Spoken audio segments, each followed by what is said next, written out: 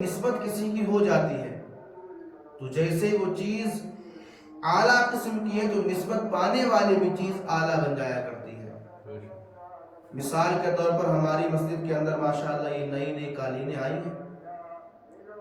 اب آپ اندازہ لگاؤ کہ یہ قالینیں جب بنی ہوں گی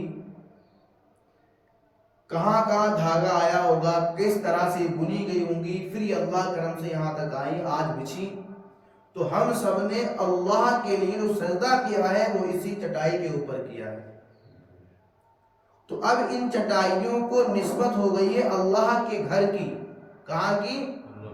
اگر یہ امیروں کے گھر کی زینت بنی ہوتی، اور امیر سے مطلب وہ دنیا کے لوگ ہوتے ہیں، اگر یہ امیروں کے گھر کی زینت ہوتی تو صرف پیروں کے نیچے ہی رہتی، یہ کبھی سجدے کے لائق نہیں ہوتی۔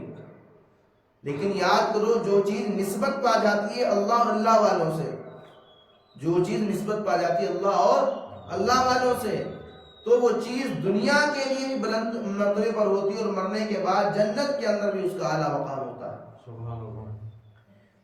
اس طرح سے ہم کو آپ کو بات بتایا، تاریخ کے اندر بڑی معزز خواتین اس دنیا کے اندر آئی ہیں جن کا اسلام کے اندر ایک اعلیٰ مقام ہے، جیسا کہ حضرت آسیہ فرعون کی بیوی، فرعون تو نعوذ باللہ کافر لیکن بیوی بہت اعلیٰ ایمان کی، حضرت مریم رضی اللہ تعالیٰ عنہ، اللہ نے کس طرح سے آپ کے اندر بغیر باپ کے ہوتے عیسیٰ کو پیدا فرما دیا۔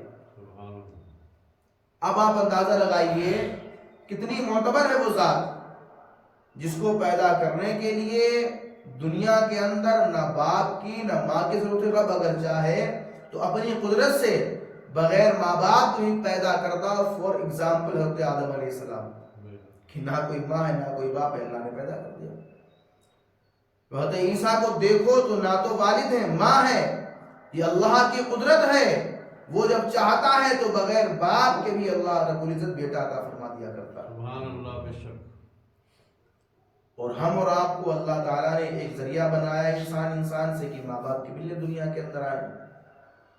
تو اسی طرح سے حضرت آسیہ، حضرت مریم، حضرت زینب، حضرت جو ہے فاطمہ الزہرا رضی اللہ تعالیٰ عنہ، اور اسی طرح سے امہات المومنین، سبحان اللہ، امہات المومنین، نبی پاک کی پہلی جوزہ بننے کا جو شرف حاصل ہوا وہ ہم سب کی ماں حضرت خدیجہ الکبریٰ رضی اللہ تعالیٰ عنہ کو حاصل ہوا کہ آپ مومنوں کی عظیم ماں میں سے ایک ماں ہے۔ سبحان اللہ۔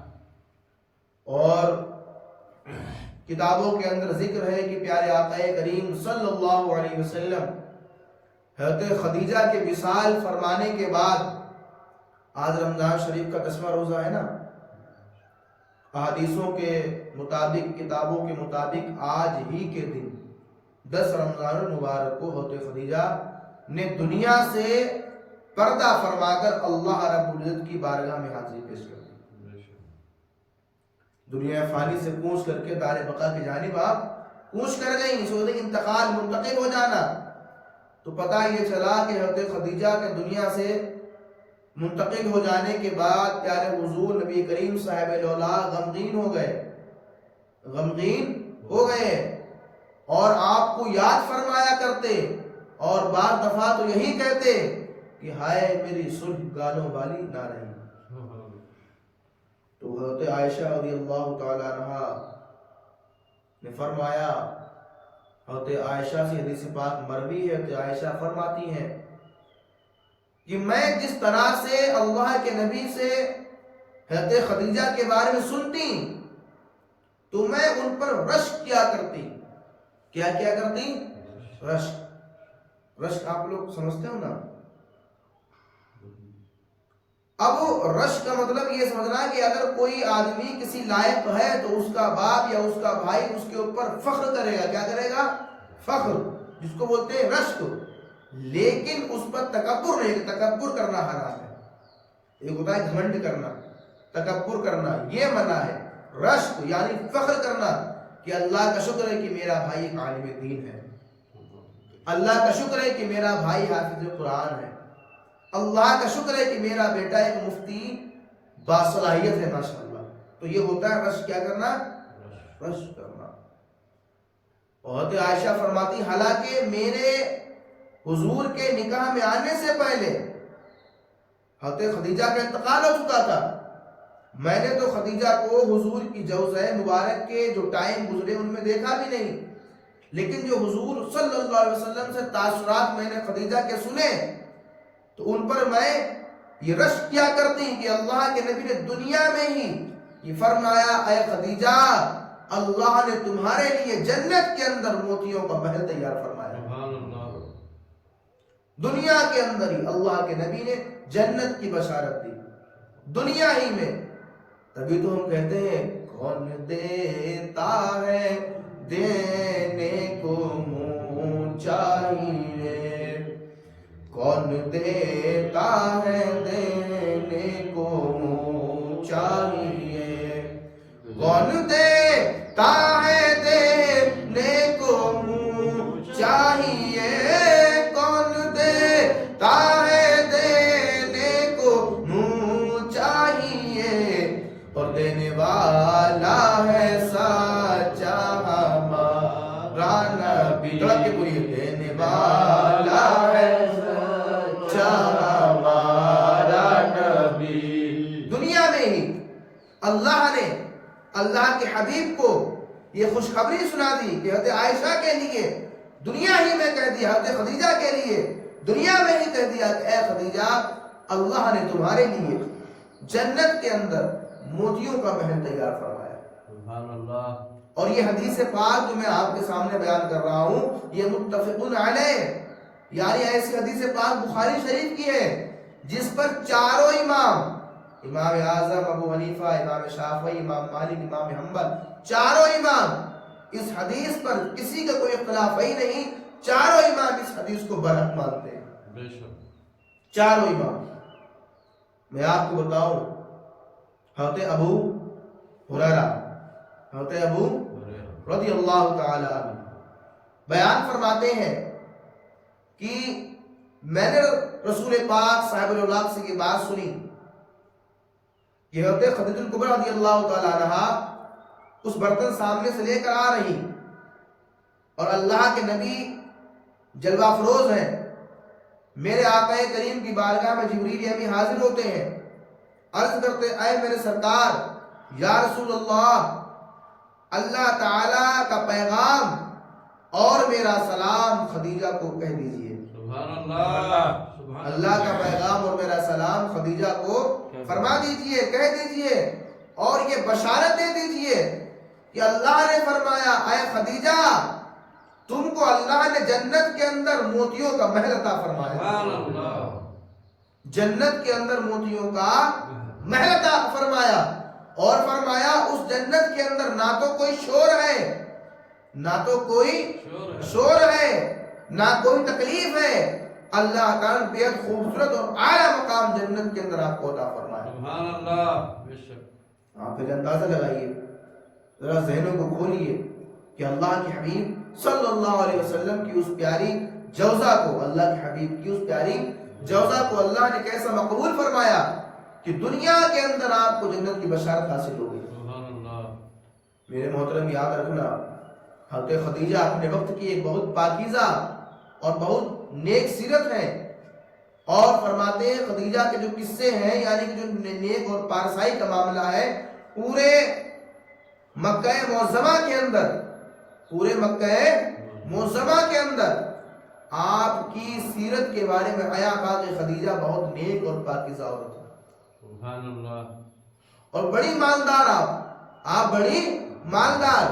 حضرت عائشہ نے سرکار سے پوچھا یا رسول اللہ آپ انہیں اتنا کیوں یاد کرتے ہیں، حالانکہ وہ تو بوڑھی تھی۔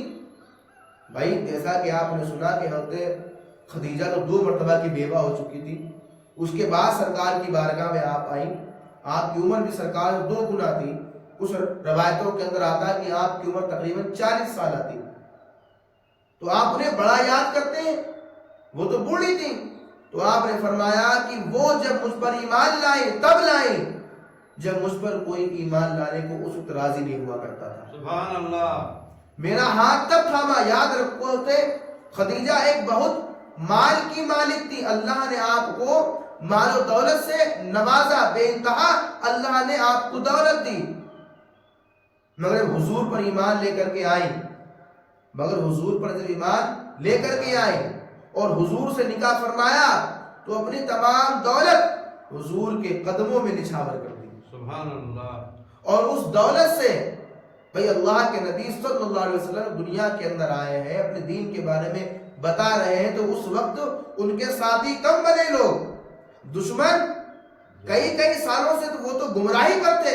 جو انسان کئی سالوں سے گمراہی پر ہو، کئی سالوں سے کڑوا پی رہا ہو، پھر اس کو میٹھا تو اس کو اچھا تو نہیں لگتا ہے، تو ہمیں کڑوے میں مزہ آ رہا. تو جو انسان برائیوں میں دھسا ہوا ہے، راتوں دن برائیاں کر رہا ہے، راتوں دن چغلیاں کر رہا ہے، راتوں دن دوسروں کے لیے برا سوچ رہا ہے، اسے اچھا راستہ دکھائی نہیں دیتا. اگر تم بتاؤ گے تمہارا دشمن بن جائے گا. بلکہ وہ تو ایسے ہی وہ لوگ جو کئی سالوں سے اللہ کے ساتھ کسی اور کو شریک کر رہے تھے، دوسروں کو معبود برحق نعوذ باللہ مان رہے تھے، ان کے دل میں تو دوسروں کی محبتیں بہت زیادہ ہو گئی تھی.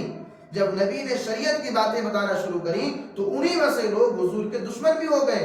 میرے آقا کریم فرماتے ہیں جب مکہ معظمہ کے دشمن بڑھنے لگے تب خدے میرا ہاتھ ایسا تھاما کہ مجھ کو ایسی مضبوطی ملی.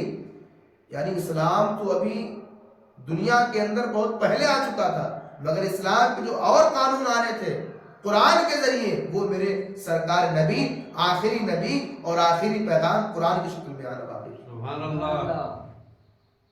تو بتانے کا مقصد یہ ہے کہ حضور نبی کریم جس طرح سے بیان فرماتے، لوگوں کو اللہ کی ہدایت کے بارے میں کہتے، لوگ مسلمان بھی ہوتے. اب جب لوگ آپ کو ماننے لگے تو ماننے کے بعد مضبوطی تو کرنا کام ہے ہمارا. اب اس کے بعد مضبوطی کیسے ہو؟ تو اس وقت کے عالم میں ہم سب کی ماں امہات المومنین حضرت خدیجہ حضور کی بارگاہ میں آئی، نکاح میں آئی اور اپنا سارا مال و دولت حضور کے قدموں میں نچھاور کر دیا. سبحان اللہ. جس سے حضور نبی کریم اور آپ کے ساتھیوں کو ایک مضبوطی ملی.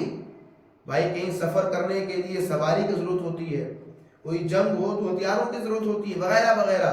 تو ان تمام چیزیں کہاں سے آئیں گی؟ ان سب کے لیے درہم و دینار کی ضرورت ہوتی تھی.